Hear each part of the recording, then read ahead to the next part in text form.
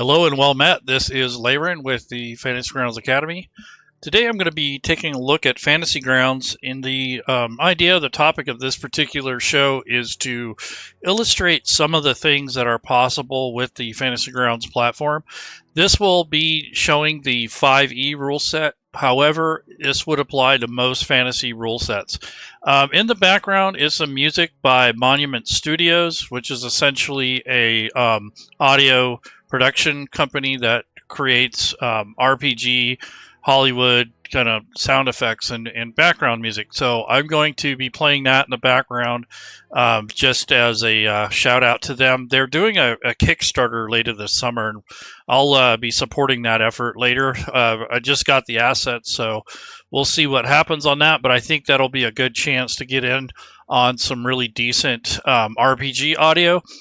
Integrating that with virtual tabletop will vary depending on what your setup is like, but essentially I like it for background music, especially for doing these shows and I don't get copyright dings, and they have a pretty fair licensing agreement with people who buy their products. So hats off to them. And also, this is the Fantasy Grounds virtual tabletop platform, version 4.5.9. All latest and greatest updates. And I have the D&D 5e rule set, as I said earlier. I'm also going to be featuring or looking at the Meanders map pack. So if you are new to Fantasy Grounds or you're not aware of these, essentially these are the map packs that you can buy or pick up on the Fantasy Grounds store. With one caveat, these don't have the line of sight baked into them like a lot of the newer stuff, but he has a lot of asset packs. And also these map packs are kind of modular, so you can use them individually or you can use them as tiles, however you want to do it, and then put line of sight on them. Because these were built before Unity was built or set up, they're a little bit outdated as far as that goes. But as far as the quality and usability of them, I think they kind of speak for themselves, and I'll be showing that later. This is Monument Studios. This is the audio studio I was talking about. If you haven't checked them out, they have some pretty good priced audio. And then, of course, I'm using ChatGPT to help me create some of this verbiage for the videos. And then if you haven't messed with tiles too much, there is some instructions on creating maps with tiles on the official Fantasy Grounds Atlassian. So I'll have all these links at the end of the video. So let's get to the content. So I didn't really have a really good direction as to what I was going to do with the video, but now I kind of see what I can possibly help or inspire, get people to use the platform, get excited about it, those sort of things. There are some caveats that surround this type of thing to get to this point, but I just want to tell you up front that this character was already made before I started this quest here. I built this in another session, so I imported this so I would have something to work with that's already built, and then I drug it over to the combat tracker so that it has access to when I set up a map, I want to be able to move it around and showcase that. Also, this has wild shapes. I want to show you an option that you can possibly install or get later on. This is the friend zone extension. There are plenty of other options for Druids, and as a matter of fact, if you go to the Fantasy Grounds Forge, you'll see a few different categories and different types of wild shape Druid type stuff. So if I go to the Fantasy Grounds Forge, you drop down on the store here and then go to the Forge, and just search for Druid. And that will give you a couple options, I believe, depending on what exactly you're trying to do. But there's map packs, obviously, and then you start getting into other stuff where there is extensions that will do different things to help you out, such as the one-click Druid. So I'll see if I can find that on here. One click. We'll see if that comes up in the search. Now there's clear dead. So anyway, so this is where you would find those options. I'm showing you the friend zone because it's one of my favorite extensions. I mean, I don't have any stake in it other than using it, and it's being maintained. And I also stand corrected that I thought it was still broken, but they've recently updated it. And I guess Moon Wizard got involved and he kind of helped it along. So that's pretty cool that he was willing to do that. So essentially, this gives you the ability to give your players an opportunity to use NPCs and control them and advance the combat tracker and those sort of things. And I do like the one-click Druid option because it'll actually convert your image over to a wild shape if you have the module and the extension loaded. But in this case, this is a lot simpler. I think this would work well if you're kind of newer to Fantasy Grounds, whereas some of the other options are a little bit more advanced. It might take a little bit more understanding and setup. So I kind of settled for this one, or not the one-click Druid, but the Druid wild shape option to use Friend Zone, because it kind of hits the mark on how to do that, or an easier way to do it.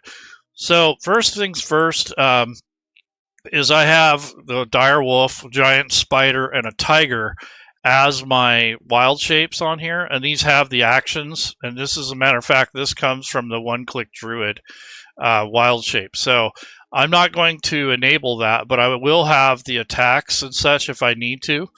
But if I had it enabled, I could transform the token into whatever wild shape it is. And then also, it would swap out the stats and everything for the Druid.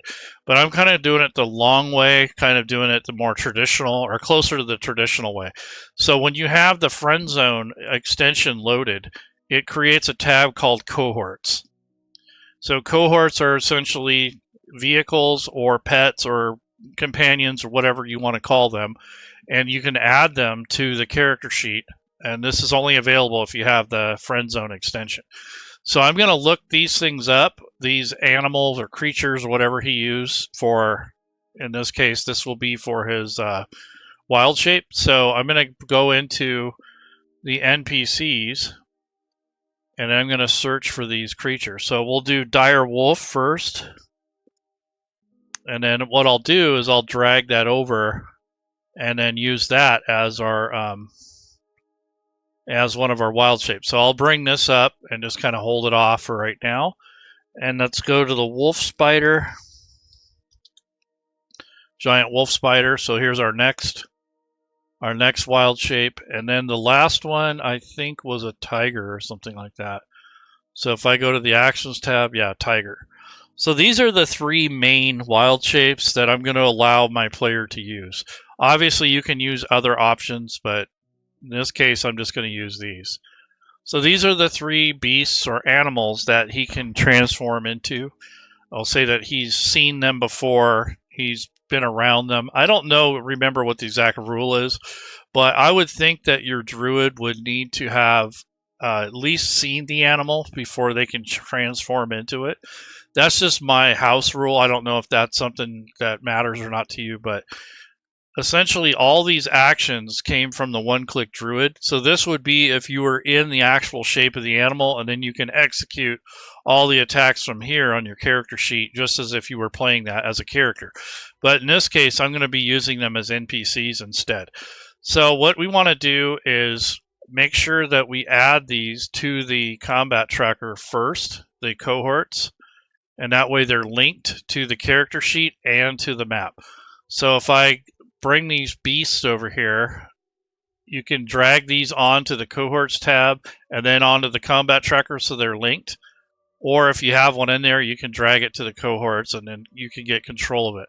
So for the dire wolf, I'm going to left click and drag this record onto the spot that says cohorts. And I'm going to repeat the process, but I want to make sure that I drag these out so that it's easier for me to access these, and they appear in the correct spot when I need them. And now I'm going to go for the tiger, same thing, drag and drop. There's adding the tiger, and this is going to take and put this in the spot where you want it to show up the next time you open that record. And then of course the giant wolf spider. So these are the three wild shapes for this particular Druid. So now what I'll do is, once I have those added, then we can add them to the combat tracker. So let's just say he turns into a dire wolf. So what we do is drag this record onto the combat tracker, And this now becomes, and it needs to be visible too. This now becomes a record that the players can access, and they can use this particular character when a turn comes up, or this animal. It can also be a summons, like maybe it's just a pet or something like that. So there's a lot of utility for that. And then you could say, honestly, that a vehicle, you could make that a horse, or some kind of wagon or a boat, and you can control those. But now vehicles are built into Fantasy Grounds, so I guess it depends on the amount of control and what you're going to use. But for conveyance, for like a horse or a mount, I would think that this vehicle area would work well for that. But if you want to set it up in the vehicle records, you could. So that's an option. But I think I would save that for actual vehicles or things that are larger beasts of burden, as opposed to more of a pet or a companion. But that's just my opinion. So that's basically the Druid wild shape option that I wanted to show. This basically just add your wild shapes, your pets, summons, whatever you want. And that gives the players access to control the NPC. They can bring up the stat block. They can also control it, move it, those sort of things. So this kind of gets around some of the limitations that Fantasy Grounds has at the moment. I think they may incorporate this at some point. This seems like a thing that's kind of plagued us for a long time, is allowing players control of NPCs. And I'm sure there's a reason why they don't do it, but I have a feeling that they might end up including that in one of the future updates, especially with the new upcoming D&D changes, where you're going to have a lot more summons and more options, and you have more wild shapes, that. So it only makes sense to include something like that. Let's see. So that's basically the Druid in a nutshell.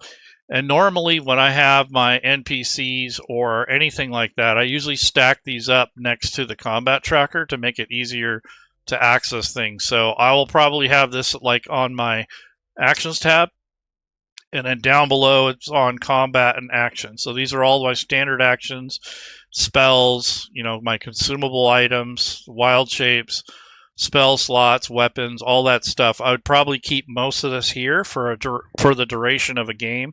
And then if there's anything in particular that I want to bookmark, so I might bookmark my initiative roll. I might bookmark the turn complete or next actor button.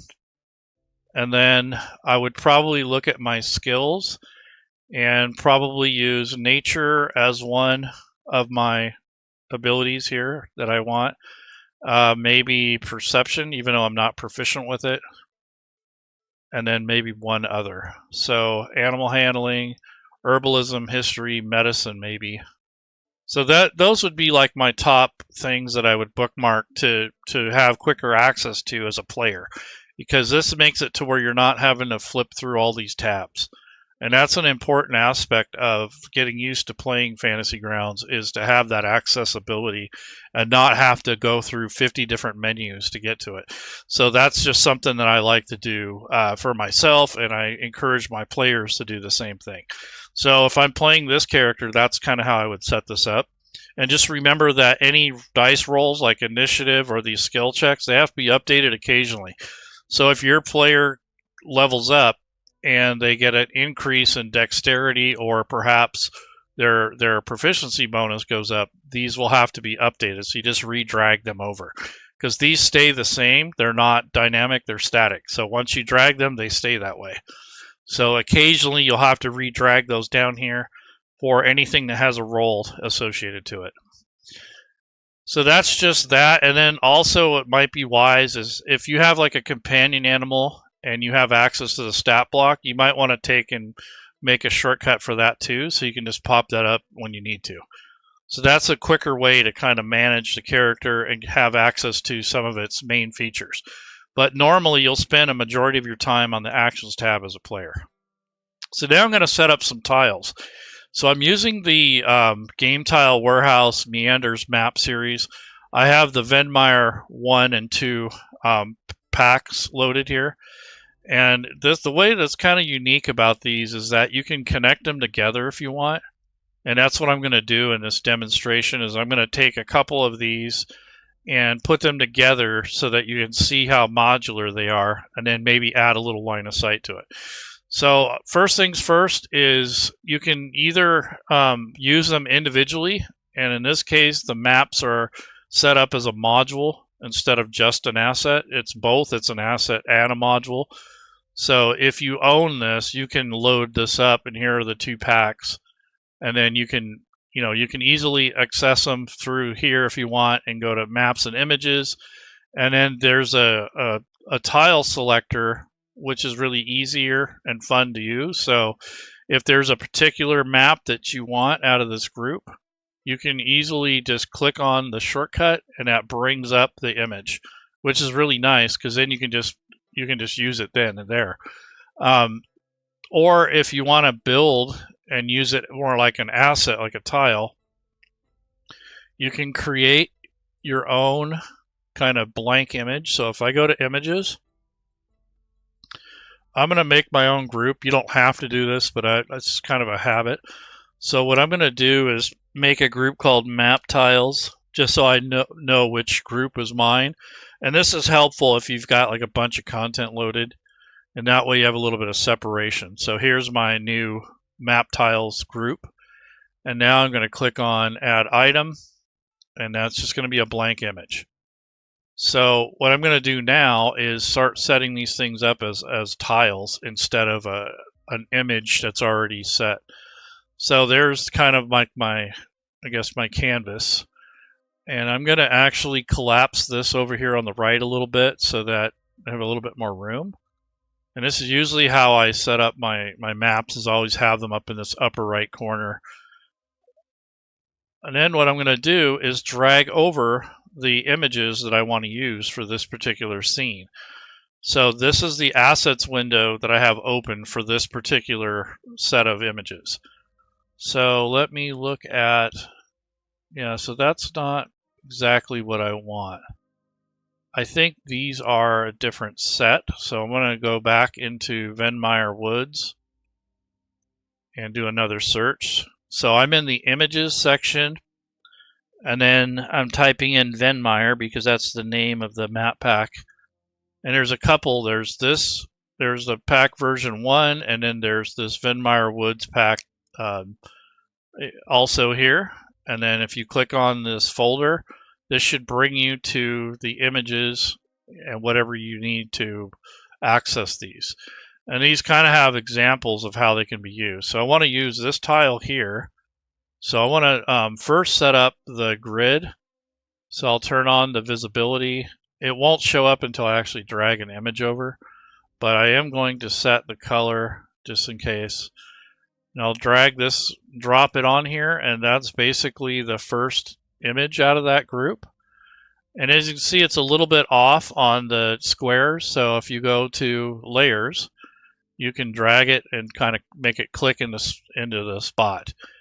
And the next tile I'm going to drag over is something similar, but maybe it's further down the river, however you want to justify it. But anyways, I'm going to take this image, which is the next tile over, and then butt these up so where they form another section. So this one doesn't work out very well because it's a road in the middle of this, but if you flip the tiles or you use them in a different orientation, they'll work better. So it they're not all going to be perfectly matched up. So maybe I'll get rid of this one or use this in another spot, and I'll take this road here and butt that up. So you can do that with these fairly fluidly, and you don't break a sweat here. So this is going to add to it. So you'll have some options, to connect them if you want, which I think is a really cool feature.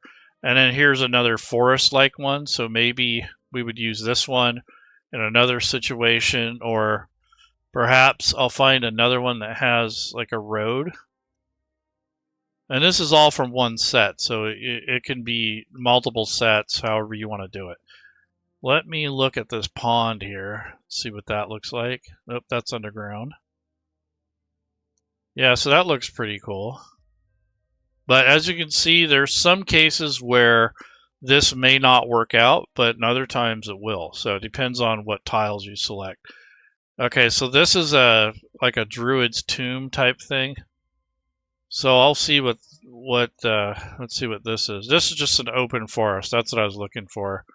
So something like that might be useful. Yeah, so you can connect these together, and then you kind of start seeing how this might actually be kind of fun to use. And they're built with this kind of thing in mind. So if you're going to be using the map tiles, you know, for making a larger map, you can. And this kind of works out, but it's not quite. You see how it kind of comes in here? I mean, it looks a little bit off right here because of the way it's set up, but still. And you can probably rotate it and it'll make more sense. So let's try that. So I'm in the layers option here, and then I'm going to flip the tile, kind of rotate it and see what that looks like, and not quite. And then you can actually flip these like mirror image.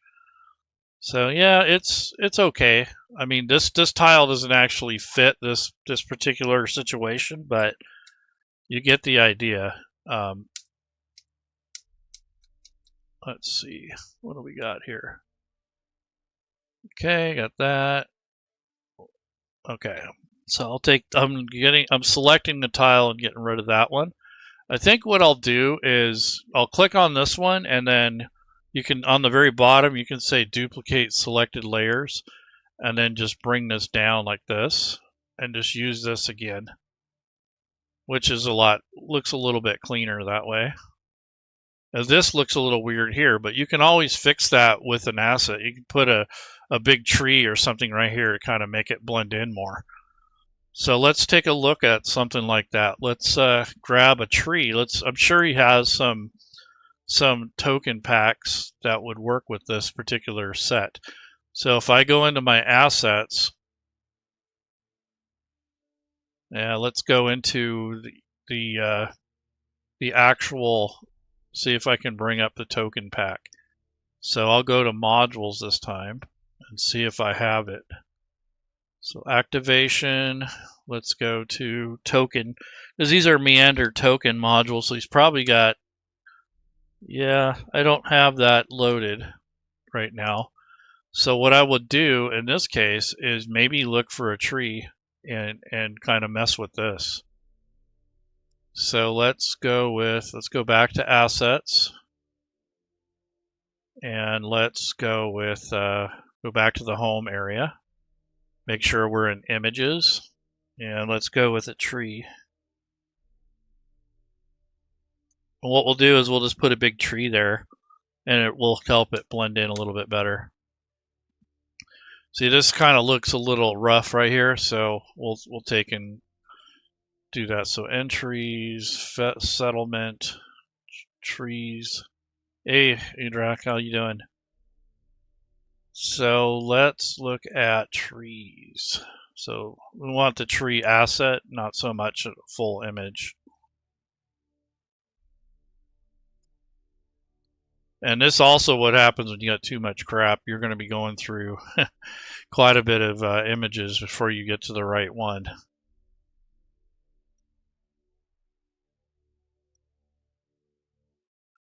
Yeah, you can see I got 10,000. There's a palm tree, so we're getting closer. There we go. So maybe something like this. This is a big pine tree. The only thing I could say on that is it may not match the art style, but you can get close enough. And if you're doing this around a table, you know, with your friends, it's not going to matter that much. I think it just looked better to have like a tree sitting there instead of this kind of thing here. So I think I will go back and use that pine tree. Okay, so we'll use this big pine. So I'm going to drag and drop the asset into the tile area. And right now it says it's going to be 11 by 11. That's huge. So I want to go with 1, 2, 3, 4, 5 maybe. So 5 would be 5 squares. So it's 5 by 5. So now I'll click here. Yeah, that's a little bit too small. So let's go with So I'm going to make sure I'm on this asset here. And what you can do is if you have it selected, you can come in here, and what we'll do is we'll make it like 8. Let's see what that looks like. And then we want to select this tile and change it to 8. Yeah, that's a little better. And then we want to make sure it's on the top layer so it's not covered. So that kind of does the trick. And then what you can do is kind of blend it in a little bit so it doesn't look so different, and just kind of fade it just a touch, like turn down the alpha channel. You would hardly even tell. I mean, that's how cool that is. And now what you could do is add maybe a little animation to it if you wanted to. You know, and then you got these decorations here for the town map, so you can add more stuff in here to kind of blend it in more. But that's just an idea that, you know, you might use to make your map a little bit more interesting and to help blend it in. So this thing right here, it could be that it goes down underneath the ground. But what I'll do here is add one of these assets and kind of come around here. So take this, what is that? That's got snow on it. So I might just add another pine tree here. So what I'll do is I will select this pine tree and I will duplicate the layer and then just drag that over here. And that'll take care of that area. So this is kind of a trick to blend the stuff in. And then I might add one more just for balance so that it kind of matches throughout the map and not just for covering this stuff up. So I'll take this and add another duplicate and then come over here and maybe place that there. And that's going to give you the illusion that these trees are here in every other area. So it kind of helps blend it in. So I'll make one more duplicate and then I'm going to drag that down here. So there we go. There's our map. Now it looks like it kind of blends in without, you know, overdoing it. And maybe one more. So maybe I'll put one up here. And that's basically how you can blend these maps together without breaking the bank or, you know, without having to redo the whole thing.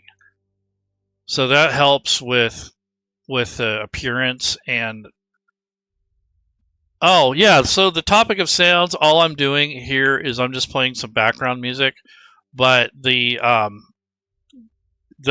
main implementation of sound is essentially to find a player, whether it be use Sirenscape or some sort of third-party option, and then you have to figure out how to route it to your player. So the Sirenscape subscription allows you to have an online player, and some of the commands in Fantasy Grounds will send a signal or a stream to the Sirenscape web server, and it will trigger the audio, and then anyone connected to your session can hear the audio.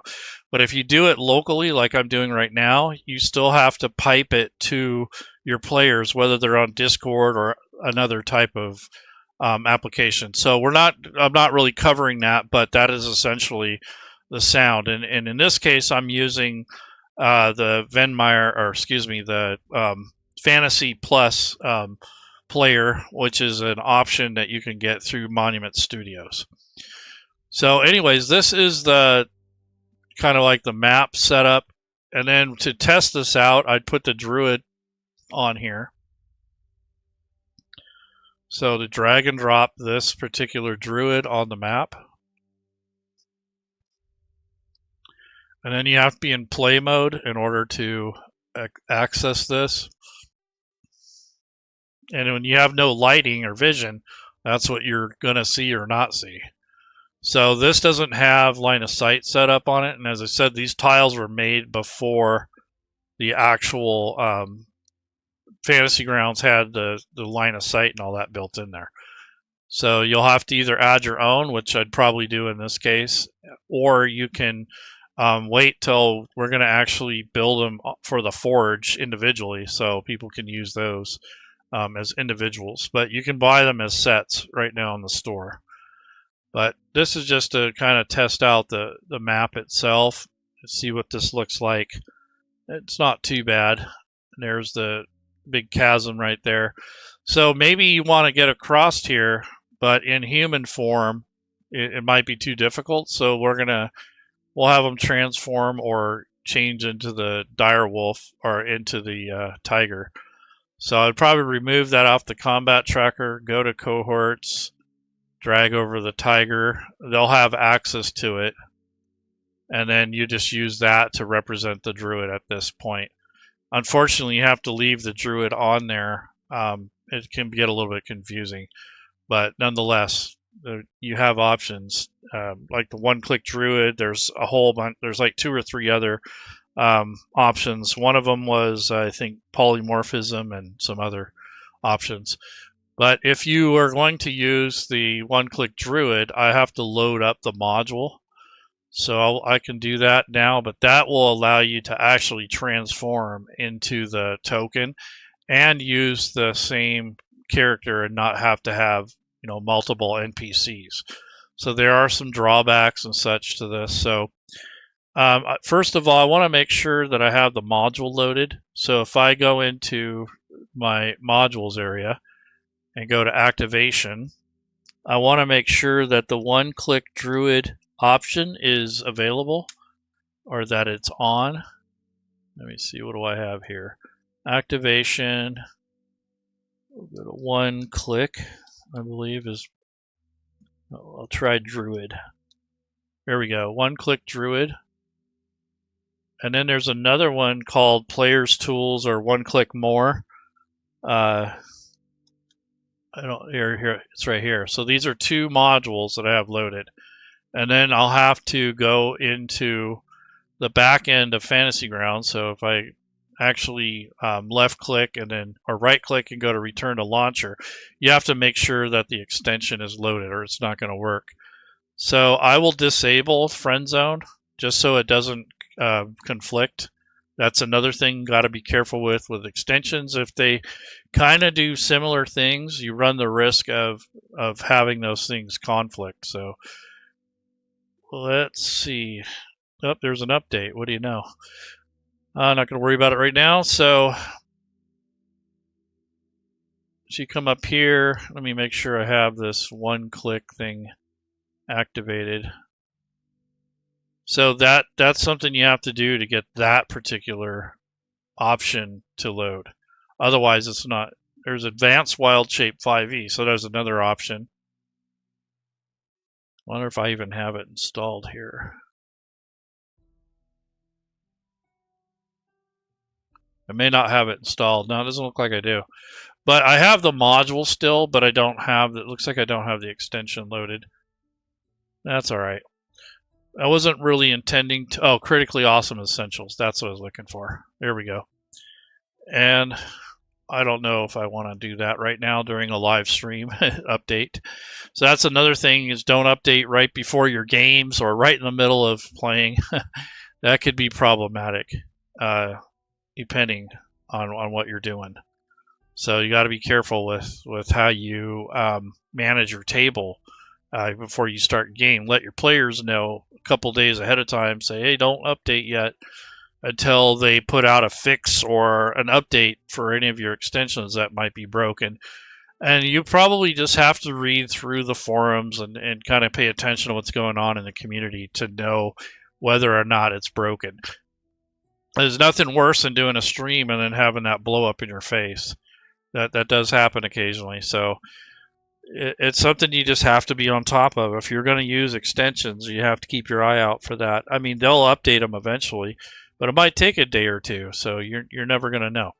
But here's the Critically Awesome Essentials extension that's loaded. For the character, I'm going to take it off the combat tracker because it's already linked to another type of extension, so I'm going to just delete those off because I don't want grief from it. And then I'm going to bring back up the character and re-add it to the combat tracker. And the reason I'm doing that is to reset the links from the character to the combat tracker and to the map. Let me see if I can get that map back up here. So if I go to images and go to this new image here, yeah, so he's no longer on the map, so that's good. So bring this over and put it on here.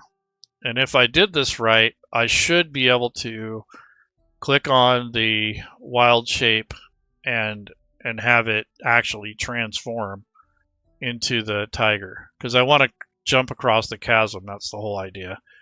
Okay, so these are the different wild shapes. So if I do this right, it should change the token on the combat tracker and the map. We'll see. See if it doesn't blow up on me. Yeah, there we go. So there's a tiger. Now is also in the correct shape. And it also has the stats of the tiger. And then all the attacks and all that other stuff is in here.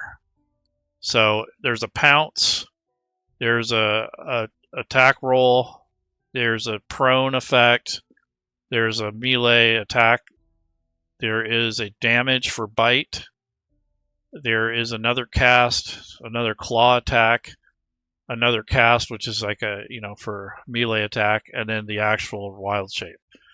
So this is your other option if you wanted to run a druid. And then what you could say is that he gets up close. Maybe he has a 20-foot runway here, and then he will run across and jump. I'll have him do like either a dexterity check or a strength check, and then perhaps even athletics. So what do you think the DC challenge rating should be to jump across a 20-foot chasm? That's what it looks like. Let's see, we got 5, 10, 15, yeah, roughly 20 to 25 feet jump. I don't know if he could make that. Maybe he will parkour it off there. I don't know. That looks like quite a jump. But it's better than trying to do it in Druid form, I'll tell you that. I don't know, can a tiger jump 20 feet? I don't know. But his movement is 60 feet. So if he has a full 60 feet to move, I think that he can get a pretty good running start and then jump across. I guess, I can see 10 feet, maybe 12, but 20 feet might be a little stretch. But it's a fantasy game, so what the hell. So what I'll do is I'll say that this particular jump is difficult, so he's going to have to roll a 16 or higher or something like that. And he has athletics, or I can have him use a strength check, either way. But I'll have him do athletics and drag and drop it into this. We'll do it out in the open, into the chat window here. 14. So we can say he got about here, and he fell a little short there. At this point, he could take some fall damage, or if I'm nice, I might give him an opportunity to make a dexterity save or something like that, and they can grab onto the edge and try to claw their way up. It's about the best I can do in this situation. So I would have them roll maybe an acrobatics or dexterity check, and then have them go from there. So same results. He has to roll 16 or higher. But he has a dex of 15, so if I double click there, we should be able to do just a standard check. Yeah, 6. Yeah, so he's reaching for air, and he basically falls. So he would take probably, a good 12 or so damage, from depending on how deep that is. It's probably about 30, 40 feet down. So fall damage would be something that you could do. So if you wanted to make that easier for yourself as the GM, you could just wing it and roll some dice and you just adjust the wounds on the character. But if you wanted to make that easier for yourself, you could possibly create a stat block for that hazard and then pin it to the map so that you don't have to look for it again. So what I would do in this case, for this contingency, in case people wanted to cross here, and what's silly is he could have went around. Jesus, But anyway, so what I would do is if they didn't have the option to go around, what I would do is create a hazard for this area and make it an NPC stat block.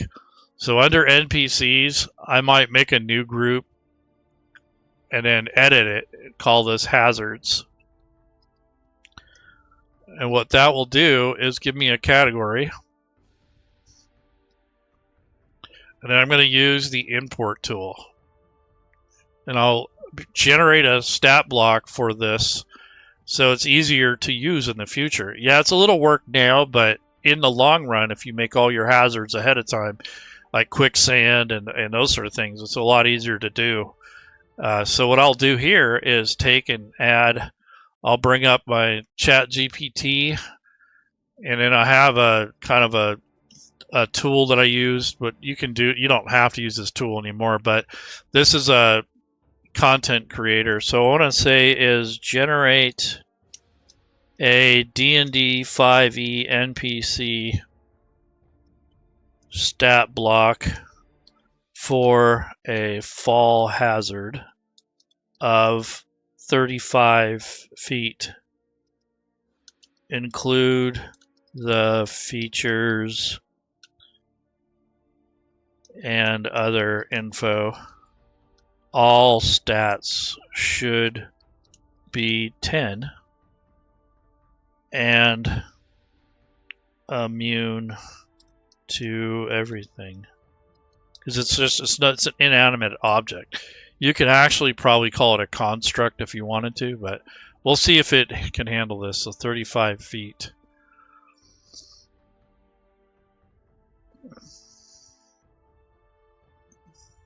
Yeah, I didn't make this properly, but that's fine.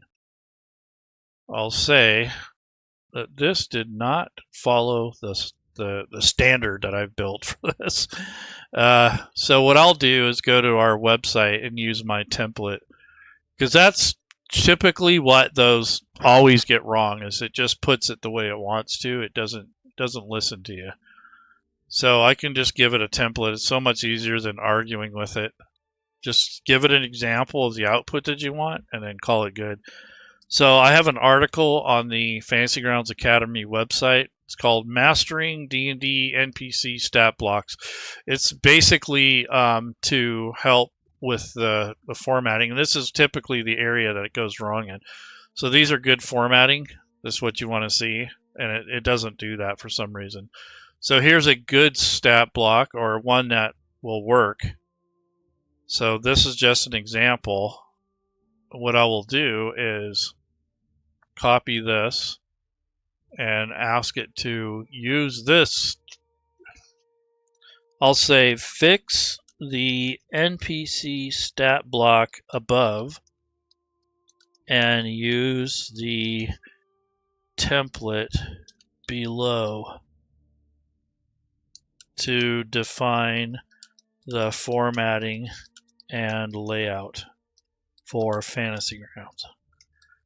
Now, other rule sets don't have this import thing or the same type of thing for NPCs. So if you're using a different rule set, you might have to come up with your own way to do this. Probably have to hand input some of it.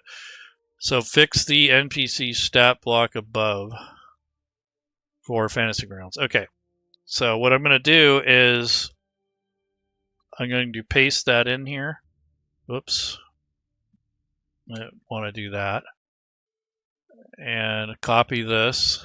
And that's the reason I made this article, just so I have somewhere to go, just so I can copy and paste that, because it's annoying when you have to keep asking it and showing it examples. Just give it the output you're looking for, and it will fix it. Okay, so yeah, this is see, now it looks more realistic. Or at least this is what I was looking for.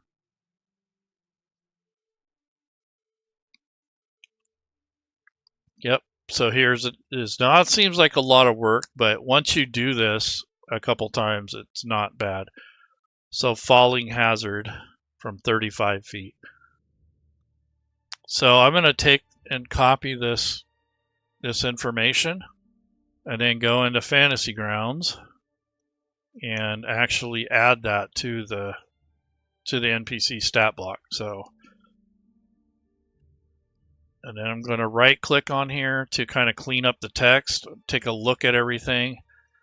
It just has 1 hit point. I don't think that's necessary, so I'd probably give it 100 just in case, just so it doesn't get taken off the map from being damaged. Armor class 10, yeah, it's immune to everything. So there's traits, environmental danger. Okay, so it looks like, okay, so import. We'll see if it turns out correctly.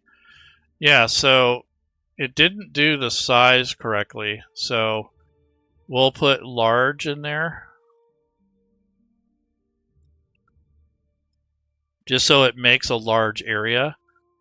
And then what we'll do for type is we'll put construct. That's about as close. We could say hazard, actually. We'll do that. Since it really isn't a category, I would hope that they would do that in upcoming versions. Yep, so there's all the stuff. And then what we could do is we can just say pit or something like that. Or no, this is a chasm. So non-ID name is a chasm, so unidentify it. So it's not falling hazard 30 feet. It'll just say chasm when we add it to the combat tracker.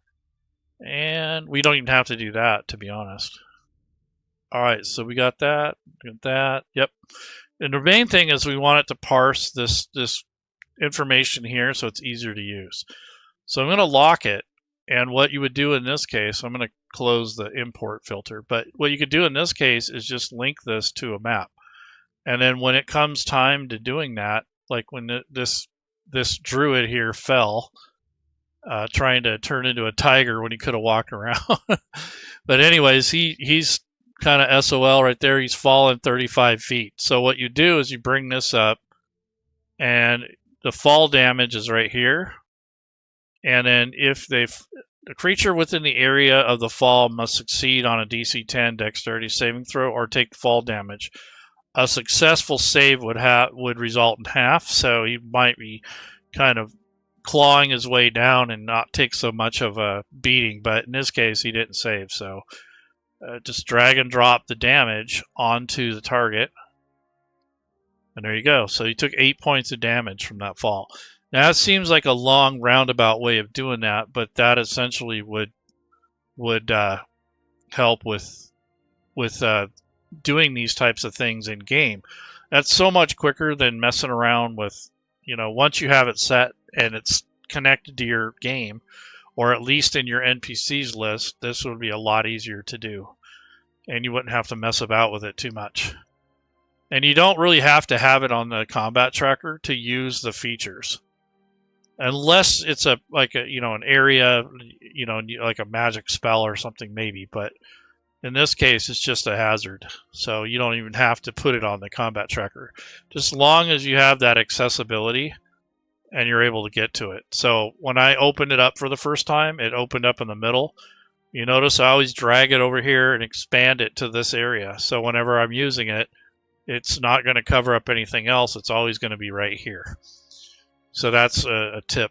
So there's our druid's going to try to climb out now. So I'm going to have him do maybe, I don't know, 2 or 3, I'll say 3 rolls to get out by themselves without assistance or help. He's still in tiger form, so we'll see. So he's got to make a series of 3 athletics checks to get out of there. And I'm not going to make it as difficult as I did before. So this isn't jumping, he's just basically climbing. And it is kind of rocky.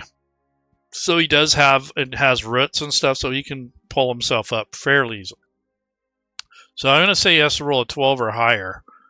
And if he falls, he falls. So let's see what happens. So here's the athletics. And then we're going to drag and drop this down into the... So the first one is a 10, so he doesn't even get 5 feet off the ground. Probably just takes a point of damage, so I might just adjust that to 10 or something. I'll just say he took 1 point of damage trying to climb out. So he's like, screw this. So maybe he'll wild shape into a bird and fly out instead. But what a horrible example for a druid. But when he does reach a threshold of being damaged, so... let me get up to, I'll do 35. He's only got 2 hit points left. So if I'm going to utilize this, let's say he fell again or something like that. So I'm just going to use the damage from the trap again. And I'll drag and drop that onto the Druid, and you'll see it changes back to his original form, or it should anyways. So taking the damage again, drop it on there. Yeah, so you change back, and you lose the wild shape benefits, and now he's back to his humanoid form, but he has 6 wounds still. So at this point, I could use a bonus action and use the combat wild shape heal, because he's a moon druid, and he's able to see, you gain the ability to wild shape. Yep, but there's a heal, a slot level 3, so I can take that and drag and drop it on him, and that's a bonus action, so he's able to heal himself. So that's kind of cool. So when you run when you're in wild shape, you could do that. You can heal yourself so you don't lose your shape as easily. But that's just a kind of a way to track it. And then you would, of course, check off one of your usages just to keep track of that part of it. So that's just a basic way you could possibly implement this. And then, you use tiles. And if you really wanted line of sight for this, I don't know if I would use terrain necessarily, because I want the players to actually see the map. So I might use glass instead, because I don't necessarily want, I don't want all this to look like big blobs of black, shadows. So I might take and just add like a little bit of line of sight with some glass around these trees, just so they can't run through them. But I want them to see the map. So I think just adding a little bit of line of sight for these objects might be a thing. But see, these already have it on there, so let's see what those are trees that came from the asset packs. So those make sense. Those are really big trees, so maybe that would work out. So let me go back to play mode.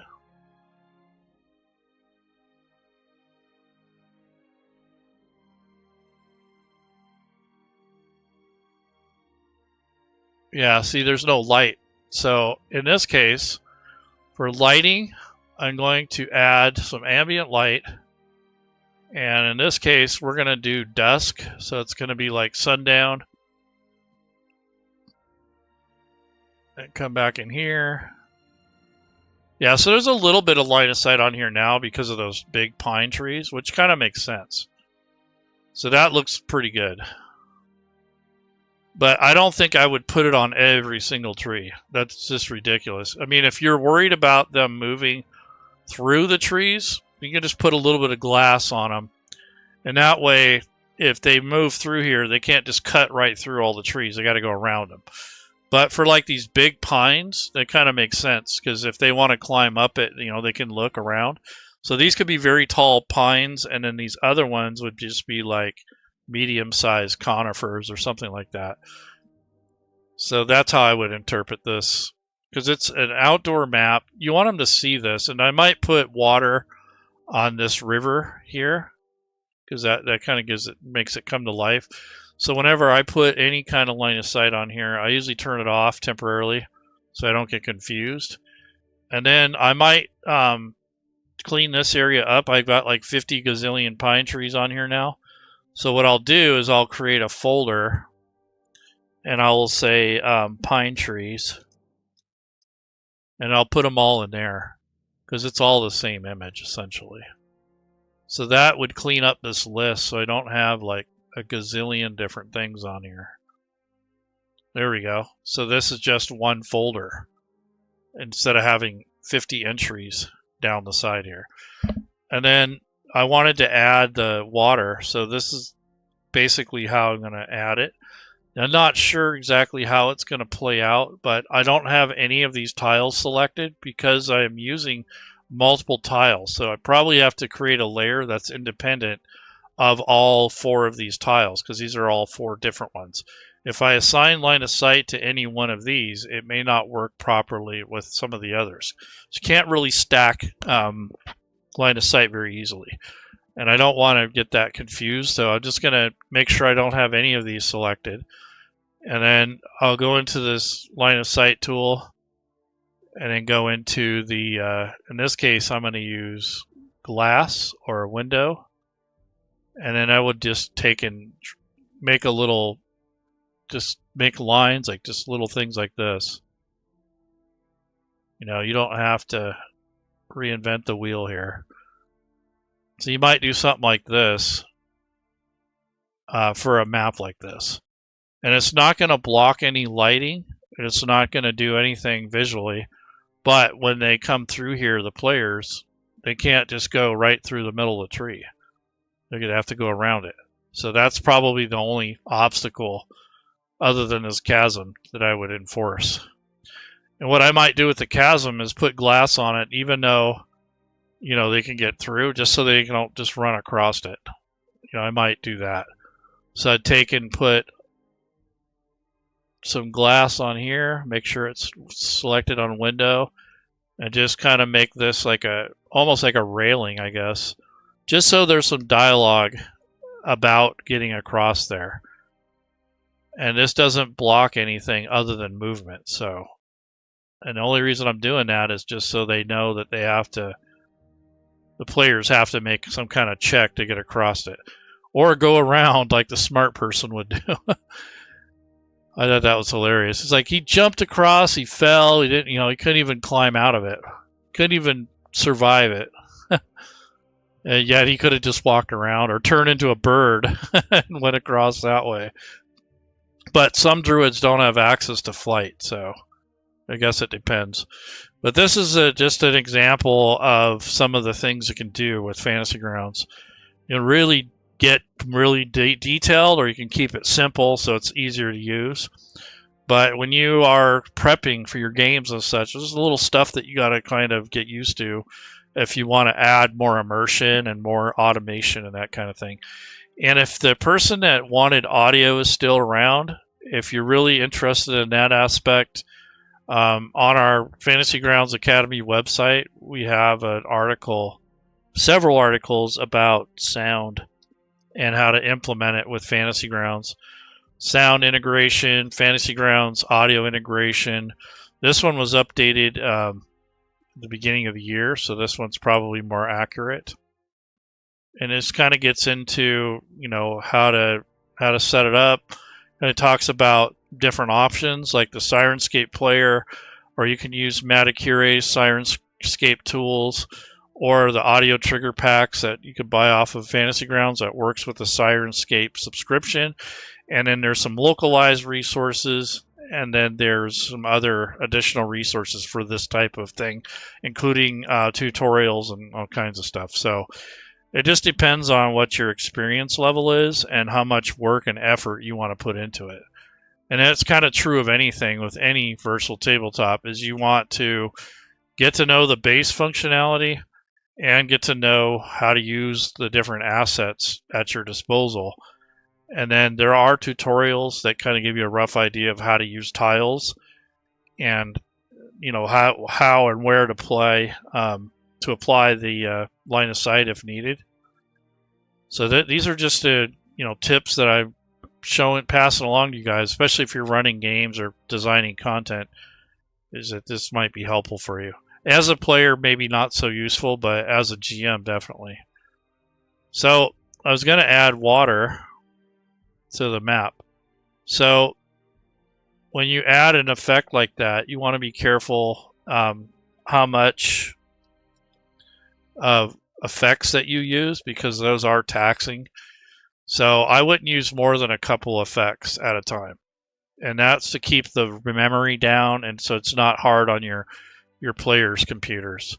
So what I might do is come down here and add an effects layer, and then under the effects up here on the top, I would like to add the water effect, and it will distort the entire image, which is not, you just want it to distort this area here on the river itself. So what I would do is put a mask on, and then just unmask the areas that you want where the water to show through. And to do this more effectively in Fantasy Grounds, you can do it in blocks and then go back and touch it up. But what I'm going to do is just hold down the Alt key and just kind of freehand it. And you can just do it in sections. You don't have to do it all in one fell swoop. And also on water, you don't want to go right to the edge because it makes a weird distortion or it starts pulling in the shoreline. So you kind of want to be a little bit more conservative about how close to the water's edge or to an object, because it kind of makes this weird, it doesn't quite look right, in other words. So going to do the same thing here. Hold down the Alt key and just kind of roughly trace around.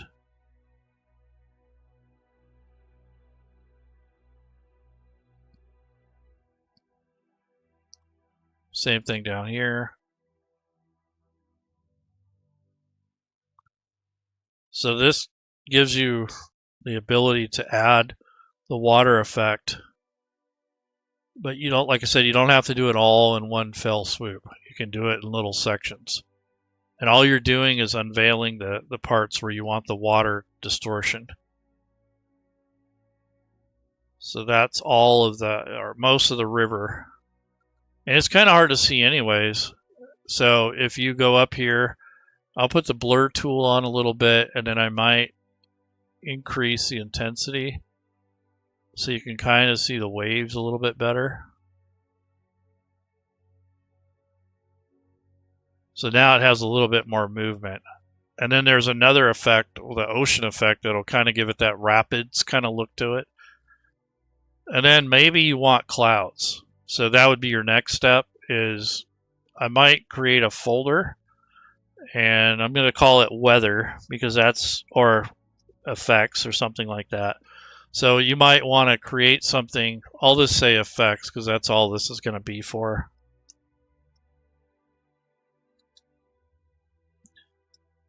And that way they're kind of isolated and separate. So here's the water effect. And now I'm going to add one more effect layer. And this one is going to be clouds. So you can see it's kind of got this mist over there. I don't know if this is coming through on the stream or not, but if you turn up the shadows, offset it a little bit.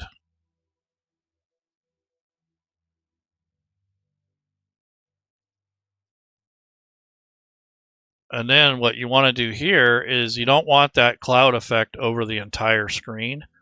So again, you would use the mask tool and then just unmask the map itself or wherever you want the clouds to show up. And that way they only show up here and not over the whole entire screen.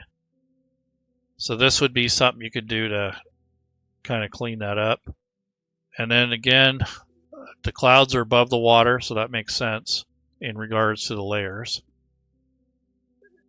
There we go. So now you got this.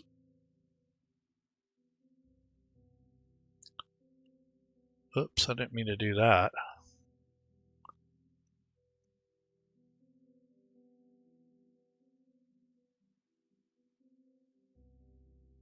There we go. The line of sight's on the top layer. Okay, so once you have that, then you have your effects, and then you have like your pine trees that you've added, and then here are all the different tiles I put together to make the map. So that's kind of a way to use your assets and to kind of creatively blend them together. And now you can't even hardly tell that this was a separate image. I mean, the artwork on these pine trees looks different, but now that I've added it to the map, it kind of has more of a good feel for it. And now I'm going to add some animation. So maybe I'm going to add some birds up in here. So I want to go to the assets and then look for the animation. So go to the home, make sure I'm in images, and I'll say animated, and then hit enter, and then we'll see what it comes up with. Okay, so there's air particles, I want those birds and the fish and those sort of things. Okay, those are bats. This is birds right here. So I want to go over to the layers. I'm not going to paint it on, I'm just going to stamp it. And then I'll just drag and drop that in here. And it says it's a 20 by 20 area. It might be big, but we'll see. So I'll do that right above this chasm. Oopsie, didn't mean to do that.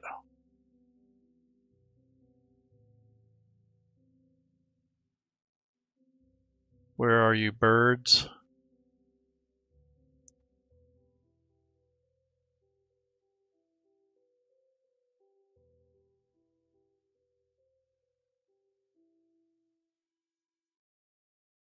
Huh, I don't see them. Okay, we'll try again. So here's the birds. And then we're going to stamp that onto the map. There we go. So there's the birds. And I was going to move that up here.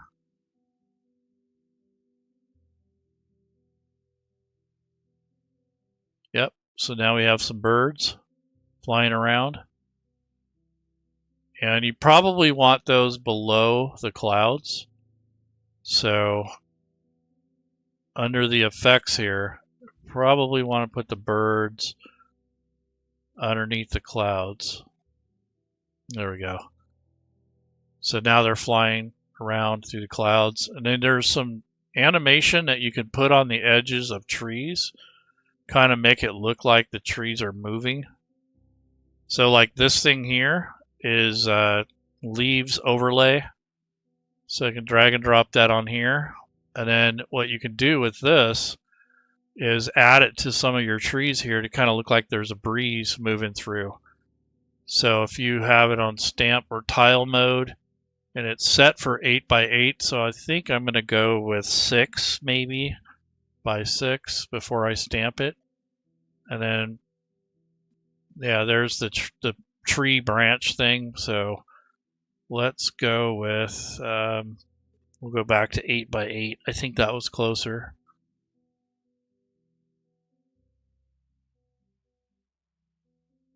So you can do something like this. And if you have to, you could stretch it, kind of fit the area. And then what you do is you take the blending alpha channel and kind of come down here. So what this does is it helps blend it in with the background. So for instance, this thing here, you take that and go to the tint and kind of turn this down a little bit so it's not so. Let me go to the selection tool and select that, and then you come up to the tint tool and you can kind of fade it in and out to kind of blend in with your trees more. So I do the same thing with this one over here. Do the exact same thing. It's kind of faded out a little bit so it has more, kind of more like it blends in more with the trees. So you kind of get this illusion that the trees are moving. So, hey, Troll Lord Games, thanks man for dropping by. But essentially, I'm working on. If you guys are just joining, I'm just kind of showing some of the things that Fantasy Grounds is capable of. And what I was doing is adding some embellishments to the map. Like this was just 4 tiles that I snapped together, and then I was adding like the water effect, and then adding some animation, and added these birds that are flying overhead. So it just kind of adds to the immersion. And then once you're done with that, you can recenter your image by clicking on this toolbar down here, and you can click this, zoom to fit, and then I would take and kind of scrunch this up here, and then right click and zoom to fit like that, and then close, go back to play mode, and then turn on your line of sight again, something like that. And I notice that the cloud effect is really, really powerful. So what I'm going to do is go back to the clouds, go back to effects, and I'm going to actually turn the speed up a little bit, but I'm going to fade the clouds out a little bit more. I think it's too much. There we go. And now when you got it zoomed out, you can see a little bit better. And this is the mode that you'd be in when you're playing anyway. So you got your Druid here, and move around. And then we were showing earlier that you can transform, like if you have the right extensions and modules loaded, you can actually transform. So last time we turned into a tiger. So let's go with the spider thing now. So maybe he wants to climb up some trees or something. So spider might be the thing. So we'll click on that. And oh, that's the tiger again. My bad. Well, there's the tiger shape.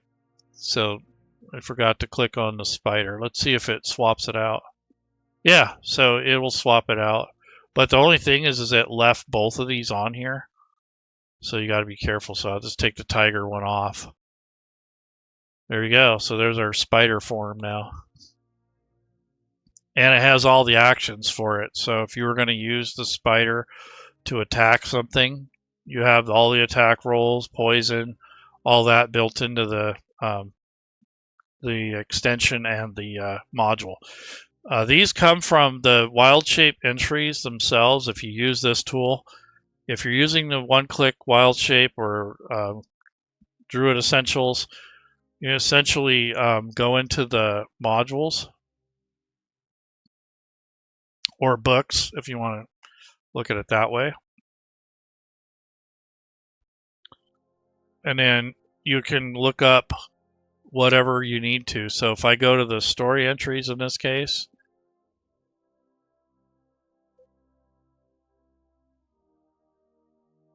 and then you come down to the one-click guides, instructions. Here's the thing for the Moon Druid, and then here are all the shapes. So you would drag these iterations. These are lists of creatures that you can be with this particular class. So if you wanted to, if you can only access CR 0 to 1, no flying or swimming, you could click on that. And here's a list of most of the animal shapes that you can pick from. So let's go with, I don't know, let's go with it's a hyena, velociraptor. Yeah, let's do that. So you would drag the wild shape onto your list here. And then I'm going to remove that shape. And he reverts back to this standard form. And then if you, and I used up one of my Druid shapes here, so that's just keeping track of how many I've used. And then I'm going to transform into the velociraptor. Yeah, for some reason the token's not very big, but here's the velociraptor. And then you have the attack. So you have an attack roll, you have a bite, and claw attack. So there you go. So that's just another option you can use to essentially kind of transform your Druid. Or you can use the other way that I showed you earlier by using the friend zone and just using NPC entries to kind of run this Druid. I think the Druid is probably one of the bigger challenges in virtual tabletops because you got so much stuff going on. And from what I'm reading from the new changes that are coming out, if you intend to play the updated D&D stuff, there's going to be a lot more wild shapes, a lot more summoned creatures and that sort of thing. So this type of functionality is going to be critical for that particular rule set. Hopefully they'll at least add the friend zone capability in, if not more. This, what I'm using now, is a little bit more advanced than most people want to deal with when they're new to Fantasy Grounds, but when you've been around for a while and you kind of understand how it works, it's really nice. But they do break, so you got to keep that in mind too. And what's nice about this is when you take damage, it carries over into your regular shape, and then you actually end up transforming back into your normal form. And then it will, then you have other abilities on here that you can use. So let's just, we're going to remove the wild shape, and I'm going to make it dark.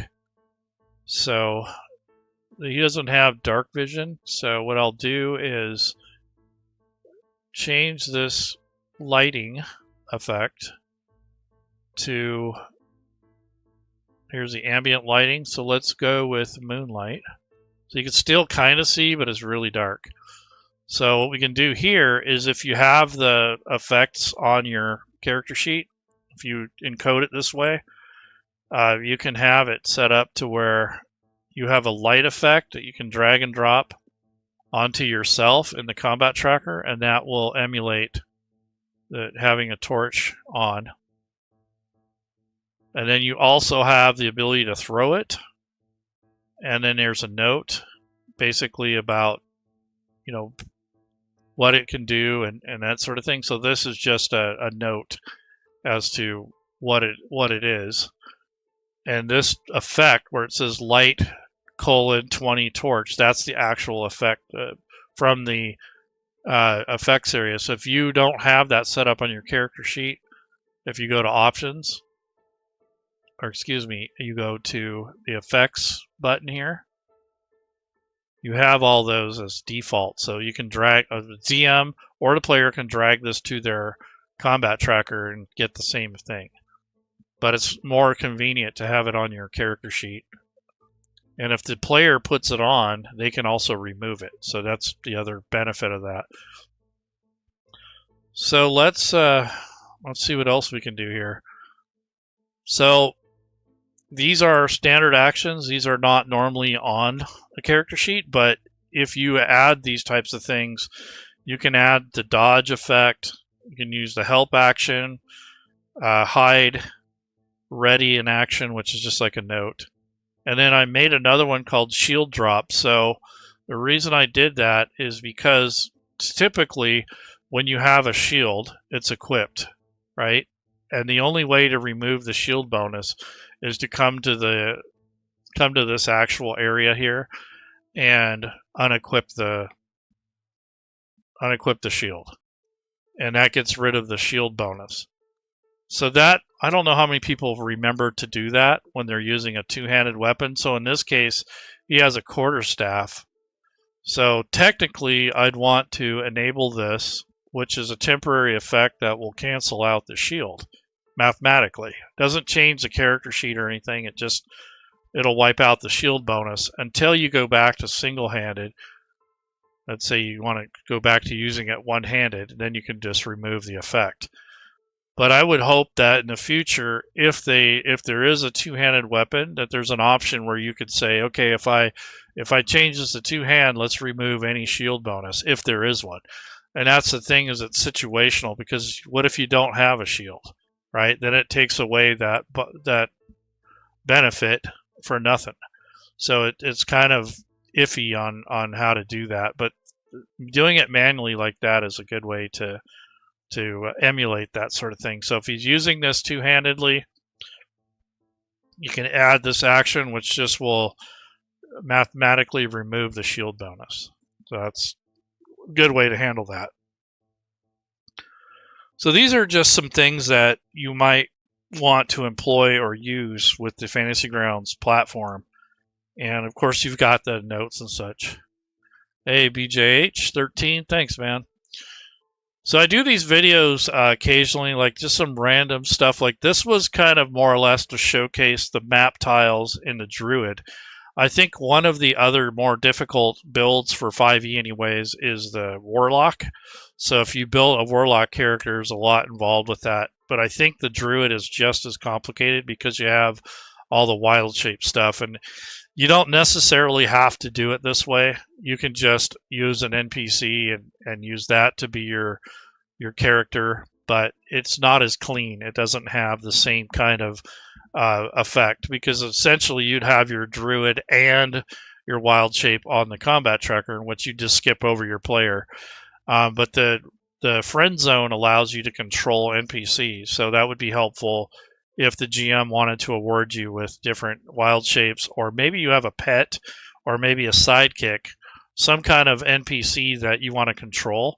And that's not normally part of Fantasy Grounds without going through. And in that case, if you don't have anything, or you don't know how to set that stuff up, you can put on, in the options, you have to turn on for this to work somewhat properly is party vision and movement. You have to turn that on. But the drawback to that is that everyone on the map can see through everyone else's character. And that allows for you to control NPCs, like to move them and stuff. But the GM still has to advance the combat tracker. It's kind of a pain in the butt. That's the standard vanilla. But if you use like this one-click Druid, or there's another one out there called Polymorphism, and in this case, this is a one-click Druid thing I was showing you, but the friend zone is probably your easiest option if you want to deal with Druids and such, is because it gives you kind of a best of both worlds. You can control the NPCs. You can store the NPCs on your character sheet on another tab called Cohorts that will show itself if you have the extension or the module loaded for it. In this case, I disabled it because I don't want it to conflict with the Druid Wild Shape one-click Druid or one-click Druid Essentials, because it will possibly walk over each other and cause conflict. So when you're using extensions, you got to be careful that they don't kind of access the same types of things.